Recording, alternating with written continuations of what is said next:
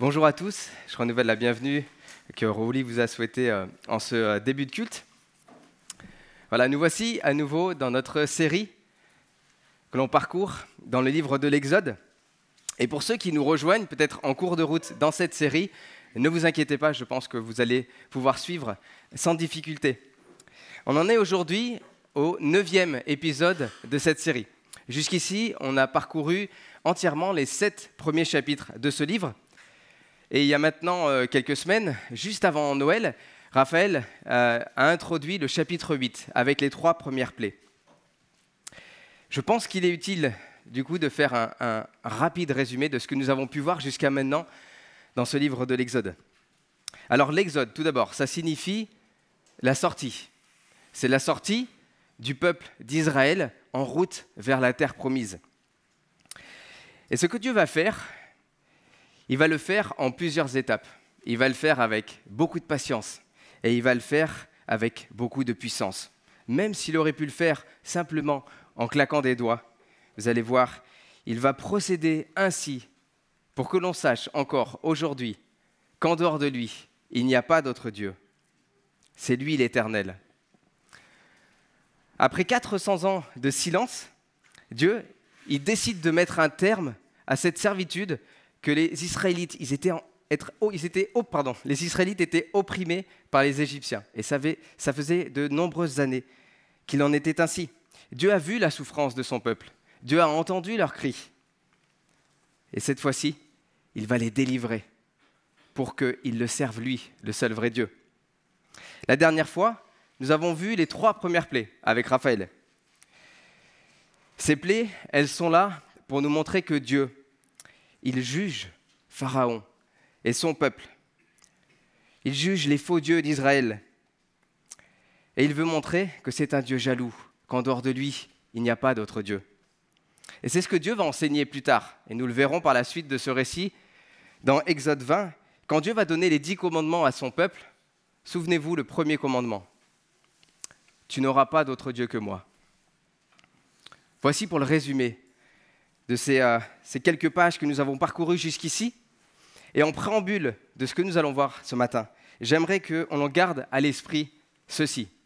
Tout ce qu'on a vu jusqu'à présent et ce qu'on va voir aujourd'hui, ce qui leur est arrivé, c'est ce qui doit nous concerner aujourd'hui. Ça doit nous servir d'exemple. Et Paul le dit à l'église de Corinthe. 1 Corinthiens, chapitre 10, verset 11. Voilà, soyons donc tous attentifs. Et mettons-nous comme les 2 disciples d'Emmaüs à côté de Jésus et de voir dans toutes les Écritures ce qui le concerne.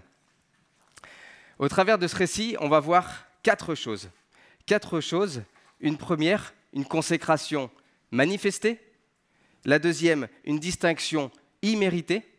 La troisième, une compromission refusée. Et enfin, une intercession exaucée. Et nous allons nous attarder volontairement, plus longuement, sur la première de nos 3 plaies et beaucoup moins sur les 2 autres. Mais vous allez le voir, le texte nous y conduit aussi naturellement. Prenons le texte avec moi, s'il vous plaît, à la page 44 de ces Bibles-là. La 4e plaie, les mouches venimeuses, que l'on trouve au chapitre 8 de ce livre de l'Exode, versets 16 à 28. Exode, chapitre 8, versets 16 à 28. Je vais lire cette première plaie du jour. L'Éternel dit à Moïse, « Lève-toi de bon matin et présente-toi devant le Pharaon. Il sortira pour aller près de l'eau, et tu lui annonceras, « Voici ce que dit l'Éternel, si tu ne laisses pas partir mon peuple, j'enverrai les mouches venimeuses contre toi, contre tes serviteurs, ton peuple et tes maisons. Les maisons des Égyptiens seront remplies de mouches et le sol en sera couvert.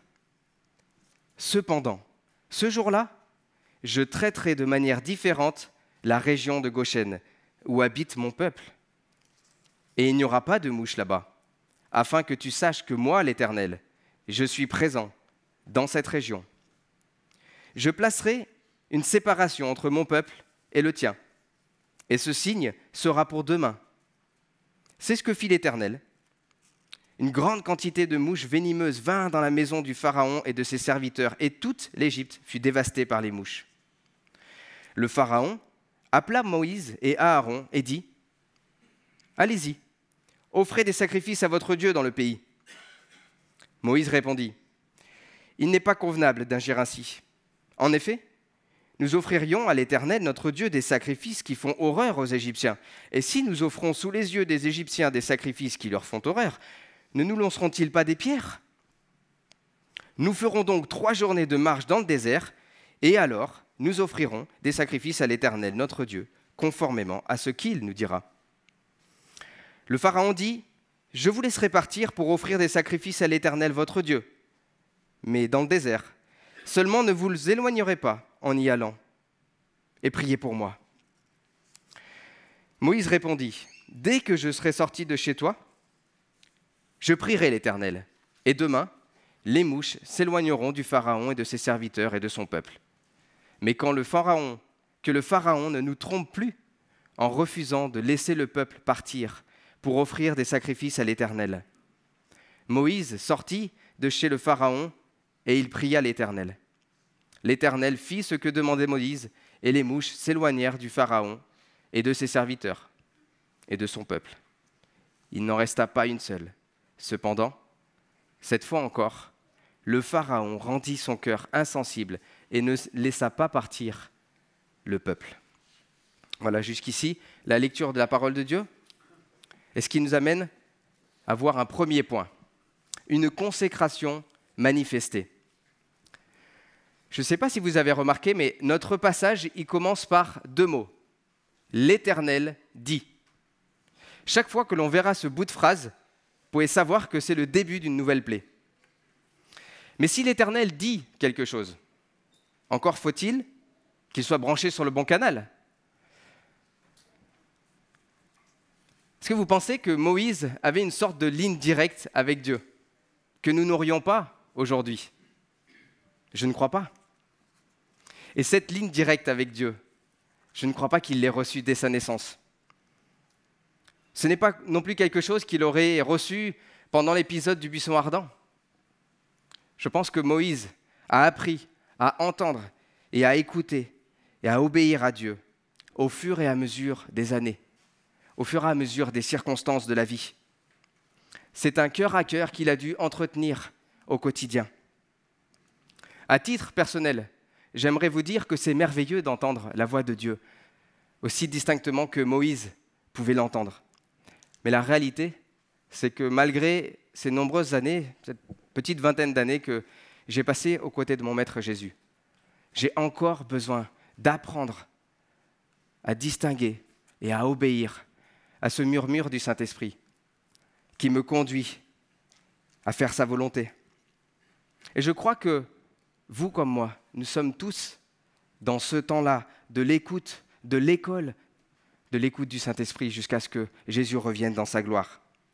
Et cet appel à entendre Dieu, à entendre ce qu'il dit, on le trouve de nombreuses fois dans les Écritures, notamment dans l'Apocalypse, quand l'on voit ceci, que celui qui a des oreilles entende ce que l'Esprit Saint dit aux églises. Alors heureusement, dans notre récit, Moïse, il a entendu bien distinctement la voix de notre Dieu. Mais parce qu'il s'attendait à recevoir quelque chose de sa part. Et comme pour la première plaie, Dieu, il va demander quelque chose de précis à Moïse. Verset 16, il lui demande de se lever tôt, de bon matin. Effectivement, parce que Pharaon, tous les matins, sort à cet instant-là. Et Dieu veut que Moïse le rencontre avant qu'il ne se trouve devant le Nil, probablement pour aller adorer sa divinité, au bord de ce fleuve que le Pharaon et les Égyptiens considéraient aussi comme sacré. Voyez-vous, il semblerait que Pharaon soit aussi consacré, sauf que lui n'est pas consacré aux affaires de l'Éternel. C'est comme si Dieu voulait le prévenir encore une fois. Pharaon, c'est une nouvelle journée que je place devant toi. Mais n'endurcis pas davantage ton cœur. Repens-toi de ton idolâtrie. et choisit la vie. En effet, on a vu Pharaon, au début de l'Exode, il demandait « Qui est l'Éternel pour que je laisse partir ce peuple ?» Maintenant, il a vu la main de Dieu agir. Donc il ne peut plus douter de l'existence de l'Éternel. S'il refuse de s'en remettre à la volonté de Dieu, du seul Dieu souverain, l'Éternel, il va devoir envoyer ces mouches venimeuses, cette plaie dévastatrice.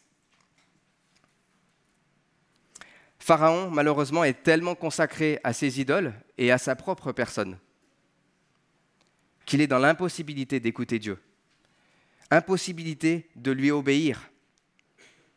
Alors que, contrairement à Pharaon, l'obéissance de Moïse, sa consécration envers l'Éternel, elle nous pointe tout naturellement vers la personne de Jésus. Qui, mieux que Jésus, s'attendait à recevoir du Père les directives? Qui, mieux que Jésus, se disposait à entendre sa voix et à rentrer dans les œuvres qu'il avait prévues d'avance? Jésus, il a traité durement son corps. Il était capable de se lever tôt le matin et parfois de veiller tard la nuit, parce qu'il savait que sa nourriture, c'était de faire la volonté de son Père. En fait, ses convictions le conduisaient naturellement à une vie consacrée au service de son Père. Que l'Éternel soit béni, parce que nous sommes au bénéfice de la consécration de Jésus, de sa vie parfaite. Parce que si Dieu ne regardait qu'à notre consécration, à notre obéissance, je crois que nous ne serions pas traités moins durement que Pharaon et ses Égyptiens. C'est donc une grâce de la part de Dieu envers nous, d'être au bénéfice de la vie parfaite de Christ. Mais si Christ n'était pas mort et ressuscité, comme nous l'avons chanté tout à l'heure, pour nous communiquer sa vie, nous aussi, nous serions encore morts dans notre péché. Et notre foi, sans la résurrection, elle est vaine. Heureusement pour nous, la consécration de Jésus, encore une fois, elle nous pousse et elle nous conduit et elle nous permet de vivre une vie consacrée à son service. Donc tout cela nous ramène à la suite de ce verset 16. Je vous rappelle, on est dans ce rendez-vous matinal entre Moïse et Pharaon, et Dieu veut lui rappeler sa volonté. Pharaon, laisse partir mon peuple, afin qu'il me serve. Le refrain « laisse partir mon peuple », cette première partie, on la connaît très bien. Mais la deuxième partie, elle est tout aussi essentielle. « Afin que ce peuple me serve ».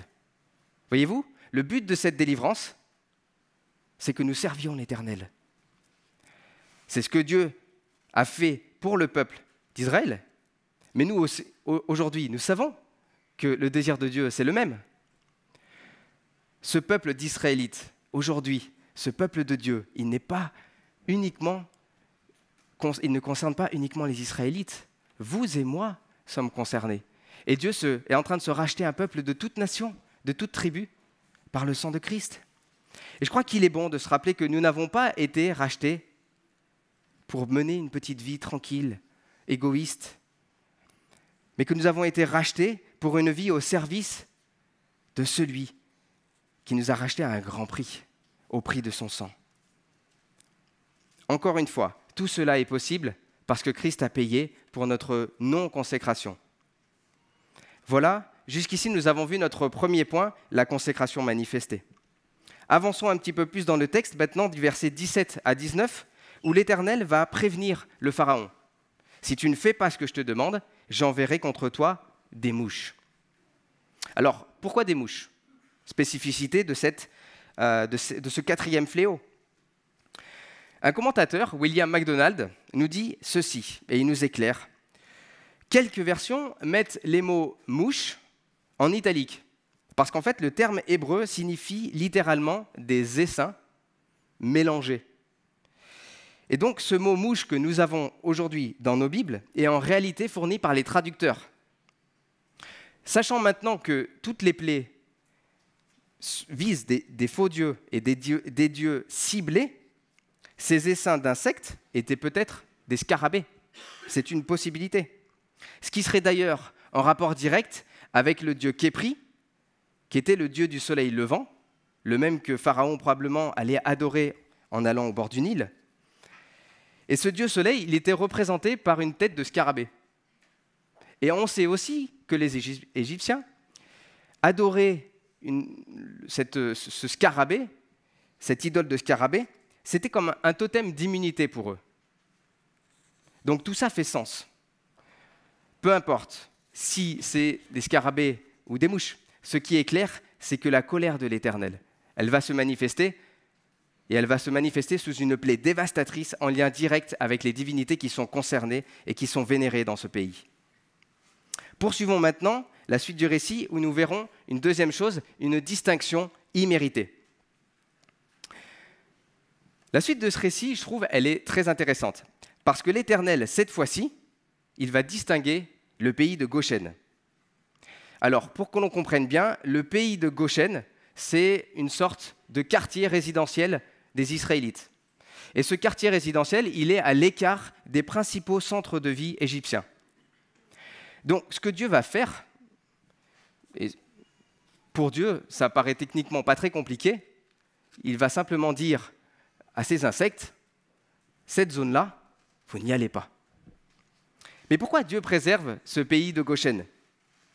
Et on pourrait être tenté de répondre assez facilement, bon bah c'est facile, les Égyptiens, Pharaon, c'est les méchants, les Israélites, c'est les gentils, donc Dieu va préserver son peuple. Effectivement, cette réponse, elle est un petit peu facile, je vous l'accorde. Et quand on regarde le texte, au verset 18, le texte nous dit ceci. C'est afin que Pharaon sache que l'Éternel, il est au milieu de ce pays, au milieu de son peuple. Dieu veut appuyer sur le fait qu'il est présent au milieu de son peuple, dans ce pays de Goshen. Mais ce qui est étonnant, c'est que lors des 3 plaies précédentes que l'on avait vues avec Raph, il n'est pas mentionné que le peuple soit épargné. Alors pourquoi préserver son peuple maintenant, dans la plaie suivante que nous allons voir, mais pas dans les autres? Eh bien, nous apprendrons par la suite du récit, dans Exode 33, au verset 19, que l'Éternel, il fait grâce à qui il veut, et il fait miséricorde à qui il veut. Et je crois que nous avons là un élément clé de notre réponse.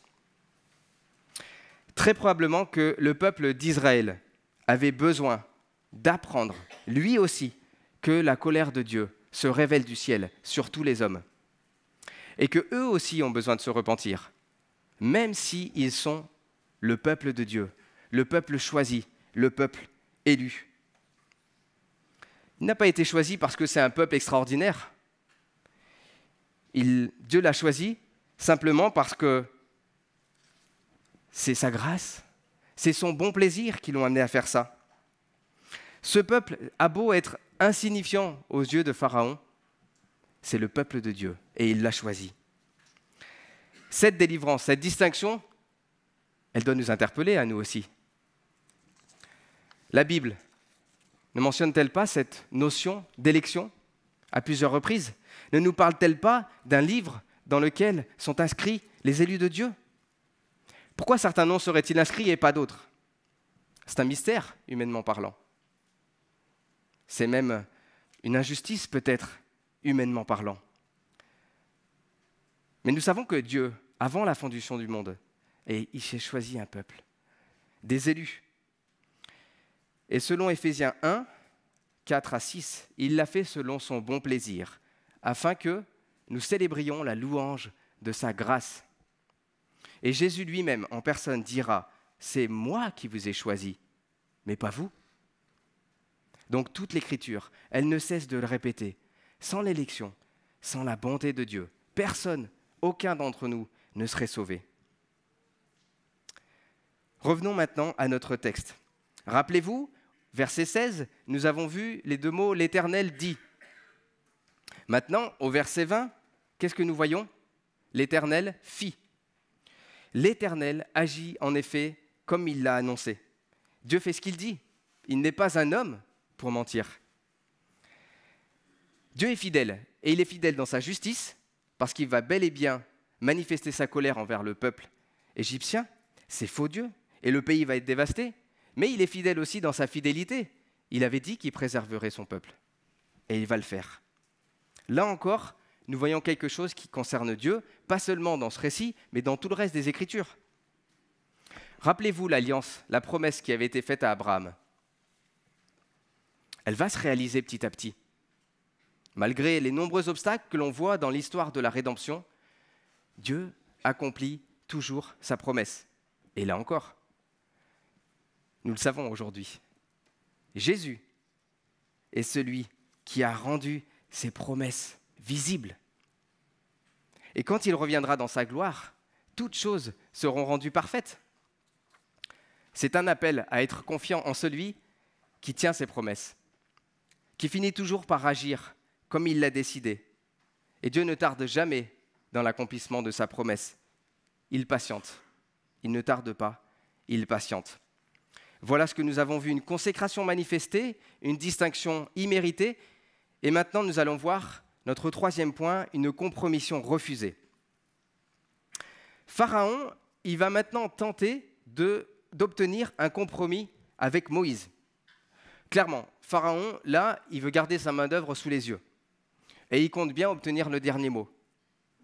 Alors il commence par accorder à Moïse une première concession. Il va leur dire, OK, vous pouvez offrir des sacrifices à l'Éternel. Par contre, vous restez dans le pays. Puis sur un premier refus, Pharaon va tenter une deuxième fois d'obtenir gain de cause et lui accorde de sortir, mais en restant dans les environs. Vous ne vous éloignez pas trop. Mais Moïse refuse. Et il a bien fait de refuser. Pourquoi ? Parce que ce n'est pas ce que Dieu demandait. Ce n'est pas ce que Dieu a dit. En Exode 3, verset 18, Dieu a clairement dit « Vous sortirez d'Égypte à 3 jours de marche dans le désert pour m'offrir des sacrifices. » L'Éternel, il s'attendait à ce que son peuple se mette à l'écart. Il se sanctifie, qu'il s'éloigne suffisamment de l'environnement ambiant de l'Égypte et de tous ses dieux pour qu'il se retrouve avec son Créateur, sans distraction. Lui sait de quoi nous sommes faits et il sait de quoi nous avons besoin. Et à ce propos, il nous est arrivé quelque chose avec mon épouse il y a quelques semaines de cela, c'était en novembre dernier. Et on s'est accordé une petite escapade en famille. Et en fait, il s'est trouvé que ce n'était pas prévu, on s'est retrouvés sans Internet là-bas. Et je peux vous dire que c'était une mauvaise surprise pour nous au départ. Mais cette mauvaise surprise, elle s'est révélée merveilleuse pour nous, pour notre être intérieur, pour notre âme. Parce que sans Internet et toutes ces distractions, et ce qui nous amène souvent à de la compromission, nous avons pu être vraiment proches de Dieu et être reposés dans le Seigneur. Voyez-vous ce que Moïse a fait devant Pharaon lorsqu'il a refusé cette compromission? C'est ce que Adam n'a pas fait quand Satan l'a tenté. Et ce que Moïse a fait ce jour-là, c'est ce que Jésus-Christ a fait devant Satan lorsqu'il l'a tenté dans le désert. Jésus, encore une fois, se retirait régulièrement, loin de l'agitation, loin des sollicitations de la foule. Et il le faisait pourquoi? Il le faisait pour se ressourcer. Il le faisait parce qu'il s'attendait à son Père. C'était une nécessité. Il avait une mission qui lui était claire. Et pour arriver au terme de cette mission, la mort sur la croix, il lui fallait passer ces temps de dépendance avec son Dieu. Encore une fois, en tant qu'enfants de Dieu, nous sommes au bénéfice de ce que Christ a fait, de sa vie parfaite. Lui, il ne s'est jamais compromis. Il n'a jamais cédé aux tentations, alors qu'il aurait pu le faire. Il était un homme comme nous. Il avait faim, il avait soif. Mais il voulait faire la volonté de son Père. Alors il n'y avait pas de place pour la compromission. Pouvons rendre gloire à Dieu pour cette vie sans compromission de Jésus-Christ qui nous est imputée. À nouveau, nous avons vu une consécration manifestée, une distinction imméritée, nous avons vu une compromission refusée, et maintenant, pour clore ce chapitre, nous allons voir une intercession exaucée. Poursuivons maintenant dans les versets 24 à 27, où Moïse intercède pour Pharaon selon sa requête. Rappelez-vous ces 2 mots, « priez pour moi », ces 3 mots.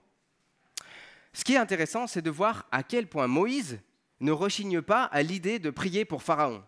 Enfin, je veux dire, Pharaon c'est un homme impitoyable. Jusqu'à présent, il a démontré que c'était quelqu'un de cruel, probablement l'homme le plus cruel qu'on ait jamais vu sur terre jusqu'à ce jour. Et en plus, c'est le persécuteur de ses frères. Je veux dire, Moïse, c'est pas naturel qu'il réagisse comme ça. Et encore une fois, ce qui nous est relaté dans ce récit, ça l'est pour notre instruction. Imaginons, enfin, je ne sais pas si ça vous est déjà arrivé, nous, ça nous est déjà arrivé. Quand vous vous faites cambrioler, quelle est votre réaction? Ou bien quand votre collègue de travail ou votre patron vous humilie? Et s'il arrivait quelque chose à votre enfant, que quelqu'un voudrait lui faire du mal, comment réagiriez-vous? Je crois qu'il n'est pas naturel de répondre à ces choses-là comme Moïse a pu répondre à Pharaon, mais que c'est l'Esprit de Dieu qui nous pousse à agir ainsi. Parce que nos premiers désirs, les désirs naturels, ceux de la chair, ils sont contraires à ceux de l'Esprit. Et je crois que vous comme moi, vous en faites l'expérience au quotidien. Et enfin, une autre illustration, tout aussi réelle, nos frères et sœurs dans la foi, qui sont persécutés dans des pays où ils sont lourdement persécutés. À cause de leur foi, ils prient quand même pour leurs détracteurs. C'est une aberration pour nous, humainement parlant. Mais là encore, ils sont poussés par l'Esprit Saint à agir ainsi. Ils renoncent au désir de la chair et ils marchent par l'Esprit. Là encore, Jésus, il est l'exemple parfait de celui qui intercède pour nous. Lorsque Jésus était sur la croix, que ses détracteurs, ceux qui l'ont crucifié, étaient en bas à ses pieds, qu'est-ce qui s'est exprimé? La prière qui est sortie de son cœur, c'est « Père, pardonne-leur, parce qu'ils ne savent pas ce qu'ils font ». Et ce Christ crucifié, il est aujourd'hui ressuscité, n'est-ce pas? Alléluia. Si Moïse s'est vu accorder l'exaucement de cette prière, imaginez quand Christ intercède pour nous, ses frères et sœurs, à combien plus forte raison Dieu l'exauce. Malgré tout cela, malgré tout ce qu'on a vu, cette intervention spectaculaire, extraordinaire de Dieu, dans l'envoi de cette plaie et dans le retrait de cette plaie, Pharaon, il continue de s'endurcir. Et c'est ce que Dieu avait prédit.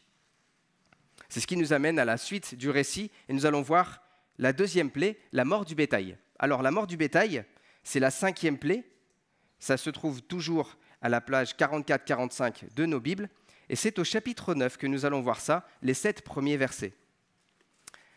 Lisons ces 7 versets qui concernent le 5e fléau.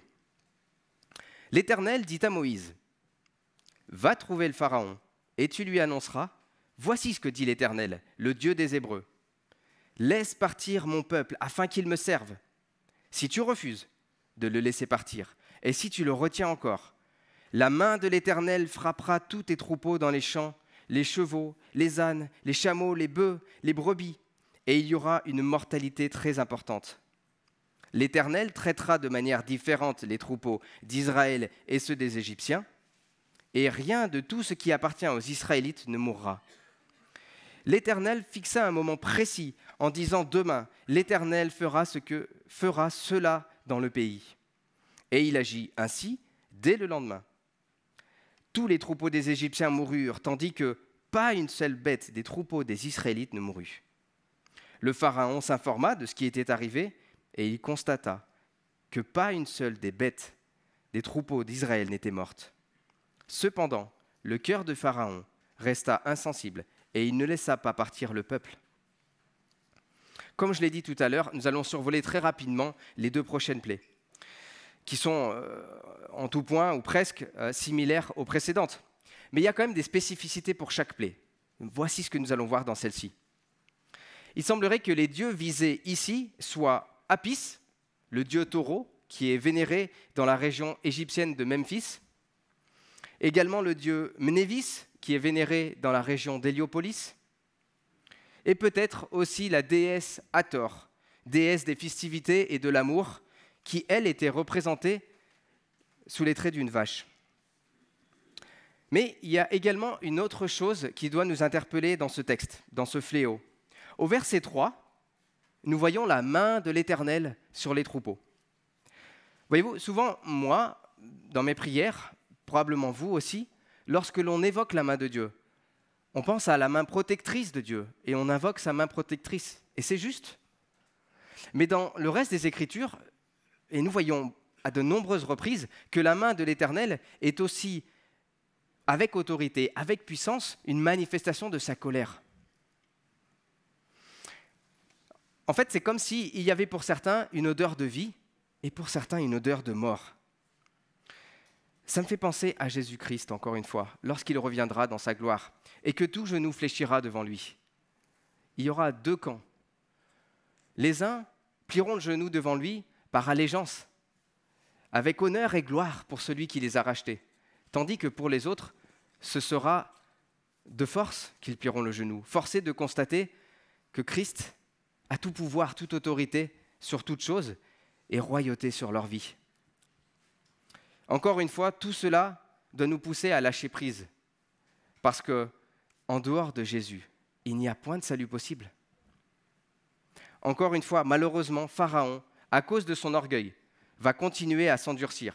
Et nous le verrons plus tard, son endurcissement va lui coûter très cher lorsque nous verrons l'épisode de la mer Rouge où le Pharaon et ses troupes vont périr. Venons-en maintenant à la 6e et dernière plaie d'aujourd'hui, les ulcères. Chapitre 9, ce sera les versets 8 à 12. Je reprends la lecture, chapitre 9, verset 8, 6e fléau, les ulcères. L'Éternel dit à Moïse et à Aaron, « Remplissez vos mains de cendres de fourneau et que Moïse la jette vers le ciel sous les yeux du Pharaon. Elle deviendra une poussière qui couvrira toute l'Égypte et dans toute l'Égypte, elle produira sur les hommes et sur les animaux des ulcères formés par une éruption de pustules. » Moïse et Aaron prirent de la cendre du fourneau et se présentèrent devant le Pharaon. Moïse la jeta vers le ciel et elle produisit sur les hommes et sur les animaux des ulcères formés par une éruption de pustules. Les magiciens furent incapables de se présenter devant Moïse à cause des ulcères. En effet, ils étaient couverts d'ulcères comme tous les Égyptiens. L'Éternel endurcit le cœur du Pharaon et celui-ci n'écouta pas Moïse et Aaron. Cela se passa comme l'Éternel l'avait dit à Moïse. Voilà jusqu'ici la lecture de la parole de Dieu. Ici, dans cette plaie, encore une fois, c'est des dieux bien spécifiques qui sont visés. Et c'est probablement Sekhmet, la déesse des plaies ici, qui est en question. Elle aurait dû pouvoir être en mesure d'arrêter, de stopper cette plaie, ce fléau, cette épidémie d'ulcères purulents. Mais là encore, ni Sekhmet, ni les magiciens ne purent rivaliser. Ils étaient impuissants face à l'Éternel. Spécificité de cette plaie, contrairement aux deux plaies précédentes, où c'est Dieu qui avait agi en personne, là Dieu envoie Moïse et Aaron. Et c'est Moïse qui va jeter dans le ciel de la cendre, et cette cendre, c'est celle d'un fourneau. C'est celle d'un four à briques, le même qui servait à opprimer le peuple pendant toutes ces années. Vous voyez comment Dieu se sert de cet objet d'oppression? Cet objet va se retourner contre Pharaon. La sanction de Dieu, elle est proportionnelle au crime commis. Les amis, dans ce texte manifestement, et dans le reste des plaies, Dieu se manifeste comme être le juge juste et saint. Et en son temps, il juge. En son temps, il le fait parfaitement. Ce jugement de Dieu, au travers de ces plaies, elles sont le signe avant-coureur d'un jugement qui est encore plus terrible, encore plus redoutable à venir. Et ça nous amènera à la conclusion. Encore une fois, toutes ces choses que l'on a vues jusqu'à aujourd'hui, elles nous sont relatées pour nous instruire. Elles sont là pour notre instruction. Dans cette étude suivie du livre de l'Exode, nous avons été instruits, mais ce n'est pas un cours d'histoire géo, c'est bien plus que cela. Ce que Dieu souhaite, c'est nous manifester un moyen de grâce. Il veut nous instruire pour une transformation intérieure, c'est ça qu'il vise. Et il le vise pour une obéissance de la foi. Au travers de ce récit, nous avons vu 4 choses. Une consécration de Moïse, manifestée envers Dieu, une distinction miséricordieuse ou imméritée du peuple de Dieu. Nous avons vu une compromission proposée par Moïse, mais proposée par Pharaon, mais refusée par Moïse à cause de son allégeance à Dieu. Et nous avons vu une intercession de Moïse envers Pharaon, qui a été exaucée par Dieu. Mais lorsqu'on regarde à nos vies, puisque là on parle de ce récit, mais quand on regarde à nos vies, malgré tous nos efforts, malgré tous mes efforts, je dois faire le constat que je suis défaillant dans tous ces domaines. Et nous le sommes tous. Alors heureusement pour nous, Christ, lui, a vécu une vie parfaitement consacrée à l'Éternel. Lui, il est l'élu par excellence. Le Fils bien-aimé de Dieu, celui en qui Dieu a mis toute sa joie, toute son affection. Jésus-Christ est celui qui n'a jamais péché. Il n'a dévié ni à gauche, ni à droite, poursuivant son but. Il n'a jamais flirté avec la compromission. Et enfin, Jésus-Christ, il est celui qui intercède pour nous parfaitement aujourd'hui. Alors comment ne pas adorer celui qui vit éternellement et qui a donné sa vie en rançon pour nous? Il l'a fait afin de nous libérer de l'endurcissement de notre cœur et de nous amener ainsi de passer des ténèbres à son admirable lumière. Cela nous pousse donc à une adoration, l'adoration de sa grâce. Toi qui entends sa voix aujourd'hui, tout comme l'ont entendu Pharaon et les Égyptiens, n'endurcis pas davantage ton cœur, car Dieu annonce maintenant à tous les hommes et en tout lieu qu'ils se repentent, parce que Dieu a décidé d'un jour qu'il a fixé, où il jugera le monde par un homme qu'il a désigné et qu'il a ressuscité des morts, Jésus-Christ, qui revient bientôt. Et lorsque tu entends sa voix, si tu lui ouvres ta porte, lui, il rentre. Il vient souper avec toi, et toi avec lui. Que celui qui a des oreilles entende ce que l'Esprit dit à l'Église. Amen.